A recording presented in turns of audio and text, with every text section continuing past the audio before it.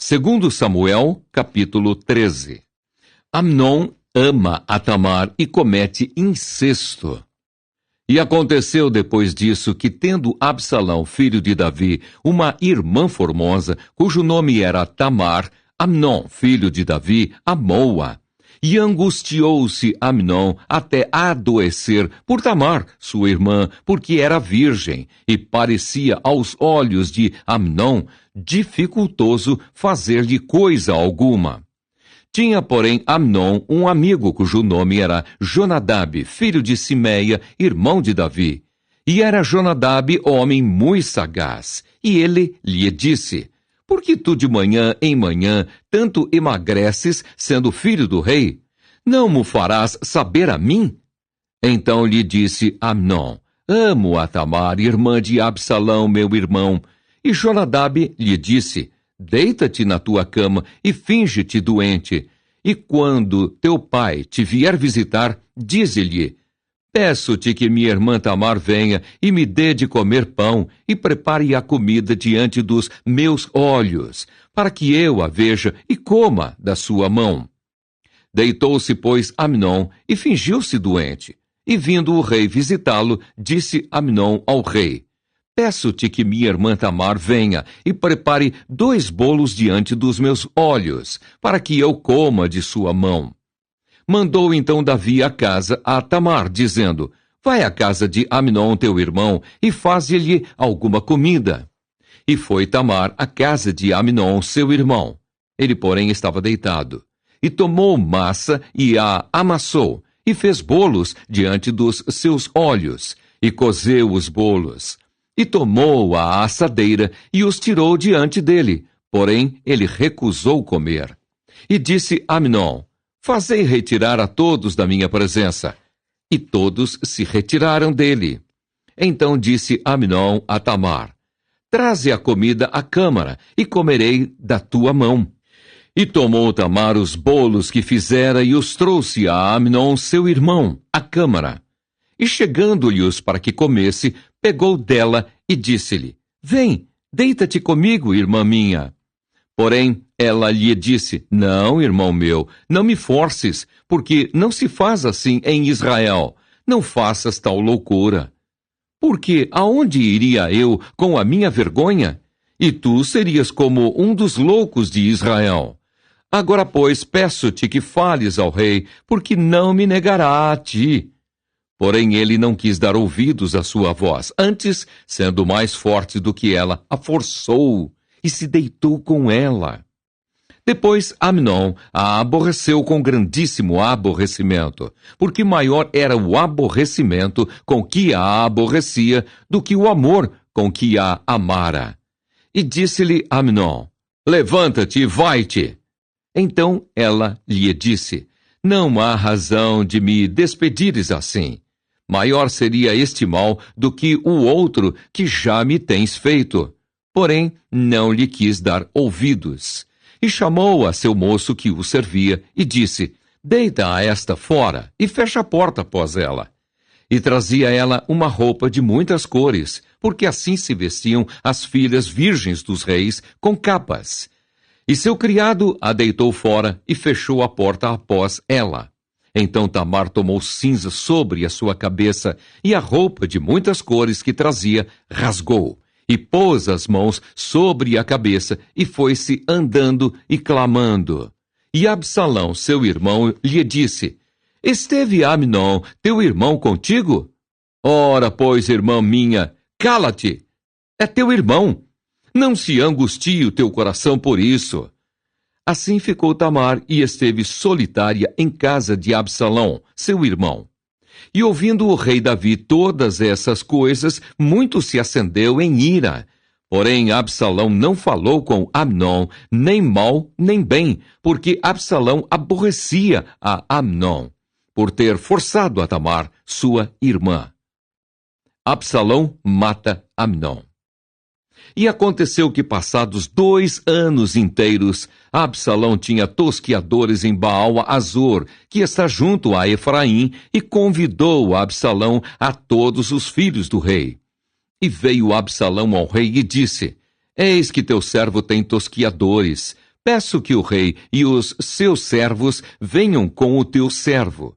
O rei, porém, disse a Absalão: Não, filho meu, não vamos todos juntos, para não te sermos pesados. Instou com ele, porém ele não quis ir, mas o abençoou. Então disse Absalão: Quando não, deixa ir conosco Amnon, meu irmão. Porém o rei lhe disse: Para que iria contigo? Instando Absalão com ele, deixou ir com ele a Amnon e a todos os filhos do rei. E Absalão deu ordem aos seus moços, dizendo: Tomai sentido. Quando o coração de Amnon estiver alegre do vinho, e eu vos disser: Feri a Amnon, então o matareis. Não temais, porventura não sou eu quem vô-lo ordenou? Esforçai-vos e sede valentes. E os moços de Absalão fizeram a Amnon como Absalão lhe havia ordenado. Então todos os filhos do rei se levantaram e montaram cada um no seu mulo e fugiram. E aconteceu que, estando eles ainda no caminho, veio a nova a Davi, de que se dizia: Absalão feriu todos os filhos do rei e nenhum deles ficou. Então o rei se levantou e rasgou as suas vestes e se lançou por terra. Da mesma maneira, todos os seus servos estavam com vestes rotas. Mas Jonadab, filho de Simeia, irmão de Davi, respondeu e disse: Não diga ao meu senhor que mataram a todos os jovens, filhos do rei, porque só morreu Amnon. Porque assim o tinha resolvido fazer Absalão desde o dia em que ele forçou a Tamar, sua irmã. Não se lhe meta, pois, agora no coração do rei, meu senhor, tal coisa, dizendo: Morreram todos os filhos do rei, porque só morreu Amnon. E Absalão fugiu, e o jovem que estava de guarda levantou os seus olhos e olhou. E eis que muito povo vinha pelo caminho por detrás dele, pela banda do monte. Então disse Jonadab ao rei: Eis aqui vêm os filhos do rei, conforme a palavra de teu servo. Assim sucedeu. E aconteceu que, quando acabou de falar, os filhos do rei vieram, e levantaram a sua voz e choraram, e também o rei e todos os seus servos choraram com muito grande choro. Absalão foge para Talmai e depois volta para Jerusalém. Assim Absalão fugiu e se foi a Talmai, filho de Amiúde, rei de Gesur. E Davi trouxe dó por seu filho todos aqueles dias. Assim Absalão fugiu e foi para Gesur. Esteve ali 3 anos. Então tinha o rei Davi saudades de Absalão, porque já se tinha consolado acerca de Amnon, que era morto. Segundo Samuel, capítulo 14. Conhecendo, pois, Joabe, filho de Zeruia, que o coração do rei era inclinado para Absalão, enviou Joabe a Tecoa e tomou de lá uma mulher sábia e disse-lhe: Ora, finge que estás de luto. Veste vestes de luto e não te unjas com óleo, e sejas como uma mulher que há já muitos dias está de luto por algum morto. E entra ao rei e fala-lhe conforme esta palavra. E Joabe lhe pôs as palavras na boca. E a mulher tecoíta falou ao rei, e deitando-se com o rosto em terra, se prostrou, e disse: Salva-me, ó rei! E disse-lhe o rei: Que tens? E disse ela: Na verdade, que sou uma mulher viúva, e morreu meu marido. Tinha, pois, a tua serva 2 filhos, e ambos estes brigaram no campo, e não houve quem os apartasse. Assim, um feriu ao outro e o matou. E eis que toda a linhagem se levantou contra a tua serva, e disseram: Dá-nos aquele que feriu a seu irmão, para que o matemos, por causa da vida de seu irmão, a quem matou, e para que destruamos também ao herdeiro. Assim apagarão a brasa que me ficou, de sorte que não me deixam a meu marido nome, nem resto sobre a terra. E disse o rei à mulher: Vai para a tua casa, e eu mandarei ordem acerca de ti. E disse a mulher tecoíta ao rei: A injustiça, ó rei, meu senhor, venha sobre mim e sobre a casa de meu pai. e o rei e o seu trono fiquem inculpáveis. E disse o rei: quem falar contra ti, traze-mo a mim, e nunca mais te tocará. E disse ela: ora, lembre-se o rei do Senhor teu Deus, para que os vingadores do sangue se não multipliquem a deitar-nos a perder, e não destruam meu filho. Então disse ele: vive o Senhor, que não há de cair no chão nenhum dos cabelos de teu filho. Então disse a mulher: peço-te que a tua serva fale uma palavra ao rei, meu senhor. E disse ele: fala. E disse a mulher: por que, pois, pensaste tu uma tal coisa contra o povo de Deus? Porque falando o rei tal palavra, fica como culpado, visto que o rei não torna a trazer o seu desterrado. Porque certamente morreremos e seremos como águas derramadas na terra, que não se ajuntam mais. Deus, pois, lhe não tirará a vida, mas ideará pensamentos, para que se não desterre dele o seu desterrado. E se eu agora vim falar esta palavra ao rei, meu senhor, é porque o povo me atemorizou. Dizia, pois, a tua serva: falarei, pois, ao rei. Porventura, fará o rei segundo a palavra da tua serva. Porque o rei ouvirá para livrar a sua serva da mão do homem que intenta destruir juntamente a mim e a meu filho da herança de Deus. Dizia mais a tua serva: seja agora a palavra do rei, meu senhor, para descanso. Porque, como um anjo de Deus, assim é o rei, meu senhor, para ouvir o bem e o mal. E o Senhor teu Deus será contigo. Então respondeu o rei e disse à mulher: peço-te que não me encubras o que eu te perguntar. E disse a mulher: ora, fale o rei, meu senhor. E disse o rei: não é verdade que a mão de Joabe anda contigo em tudo isso? E respondeu a mulher e disse: vive a tua alma, ó rei, meu senhor, que ninguém se poderá desviar, nem para a direita, nem para a esquerda, de tudo quanto o rei, meu senhor, tem dito. Porque Joabe, teu servo, é quem me deu ordem, e foi ele que pôs na boca da tua serva todas estas palavras, para que eu virasse a forma deste negócio. Joabe, teu servo, fez isso. Porém, sábio é meu senhor, conforme a sabedoria de um anjo de Deus, para entender tudo o que há na terra. Então o rei disse a Joabe: eis que fiz isto. Vai, pois, e torna a trazer o jovem Absalão.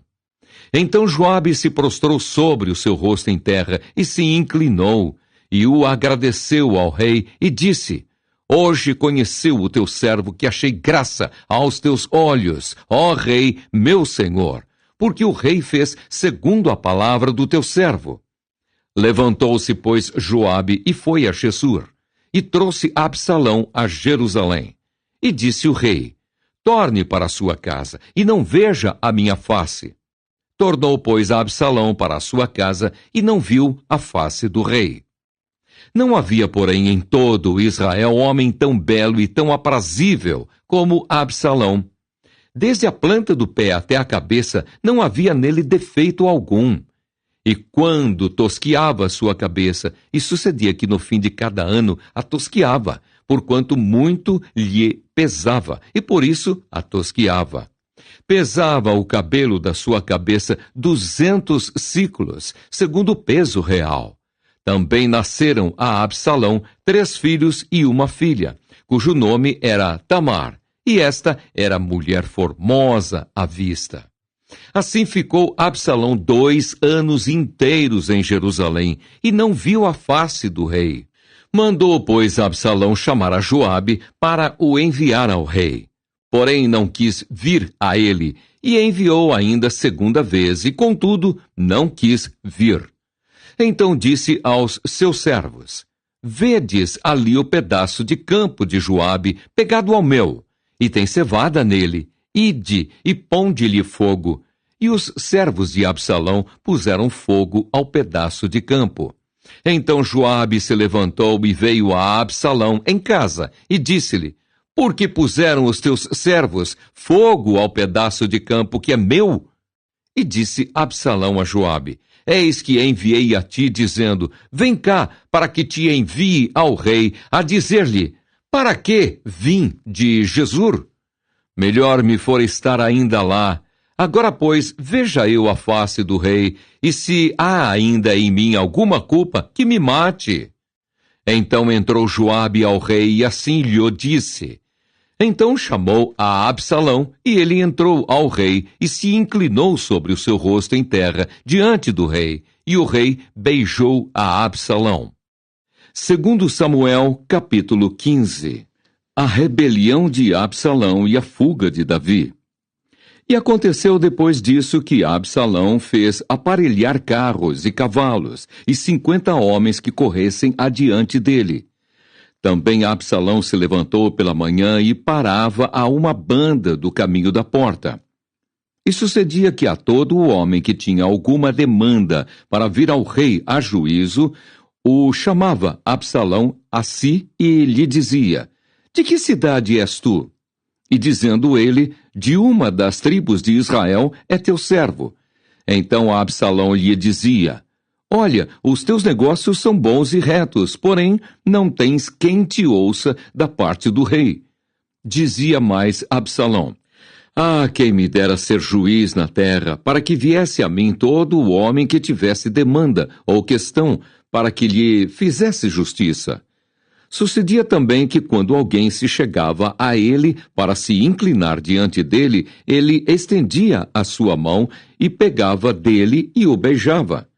E desta maneira fazia Absalão a todo o Israel que vinha ao rei para juízo. Assim furtava Absalão o coração dos homens de Israel. E aconteceu, pois, ao cabo de 40 anos, que Absalão disse ao rei, deixa-me ir pagar em Hebrom o meu voto que votei ao Senhor, porque morando eu em Jesur, na Síria, votou o teu servo um voto, dizendo, se o Senhor outra vez me fizer tornar a Jerusalém, servirei ao Senhor. Então lhe disse o rei, vai em paz. Levantou-se, pois, e foi para Hebrom, e enviou Absalão espias por todas as tribos de Israel, dizendo, quando ouvirdes o som das trombetas, direis, Absalão reina em Hebrom. E de Jerusalém foram com Absalão 200 homens convidados, porém iam na sua simplicidade, porque nada sabiam daquele negócio. Também Absalão mandou vir Aitofel, o Gilonita, do conselho de Davi, à sua cidade de Gilo, estando ele sacrificando os seus sacrifícios. E a conjuração se fortificava, e vinha o povo, e se aumentava com Absalão. Então veio um mensageiro a Davi, dizendo, o coração de cada um em Israel segue a Absalão. Disse, pois, Davi a todos os seus servos que estavam com ele em Jerusalém, levantai-vos e fujamos, porque não poderíamos escapar diante de Absalão. Dai-vos pressa a caminhar, para que porventura não se apresse ele e nos alcance, e lance sobre nós algum mal, e fira a cidade a fio de espada. Então os servos do rei disseram ao rei, eis aqui os teus servos, para tudo quanto determinar o rei, nosso senhor. E saiu o rei com toda a sua casa a pé. Deixou, porém, o rei 10 mulheres concubinas para guardarem a casa. Tendo, pois, saído o rei com todo o povo a pé, pararam num lugar distante.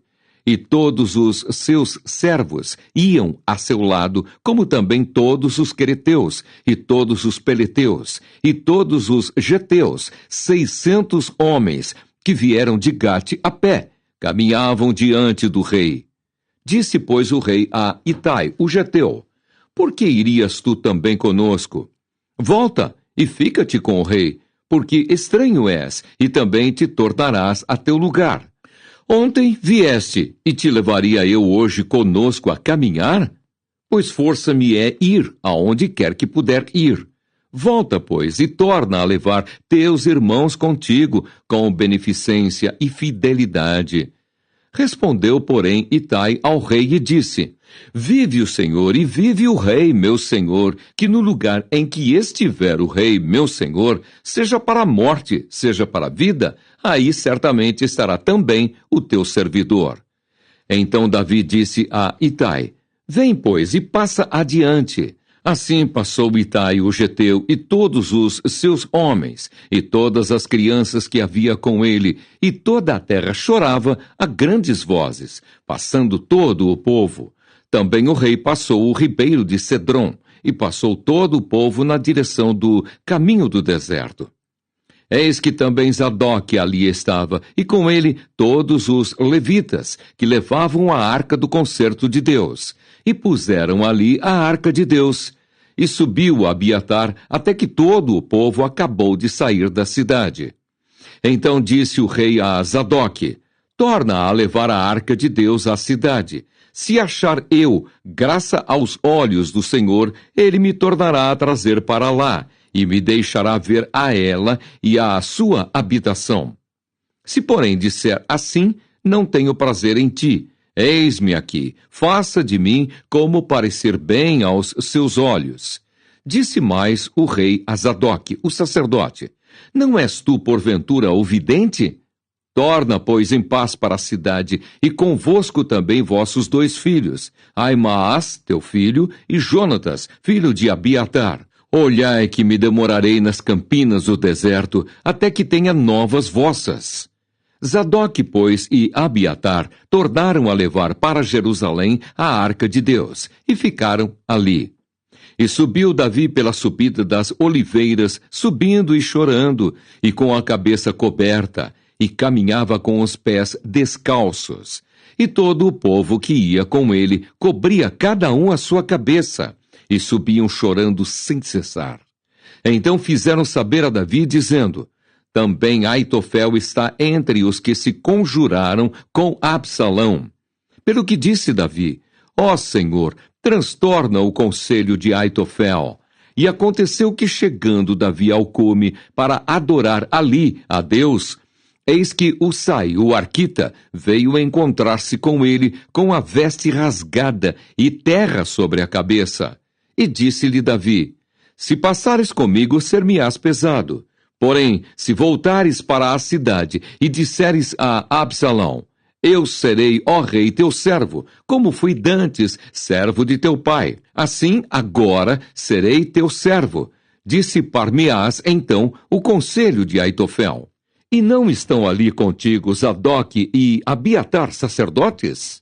E será que todas as coisas que ouvires da casa do rei farás saber a Zadok e a Abiatar, sacerdotes? Eis que estão também ali com eles seus 2 filhos, Aimaas, filho de Zadok, e Jonatas, filho de Abiatar. Pela mão deles aviso me mandareis de todas as coisas que ouvirdes. Usai, pois, amigo de Davi, veio para a cidade, e Absalão entrou em Jerusalém. Segundo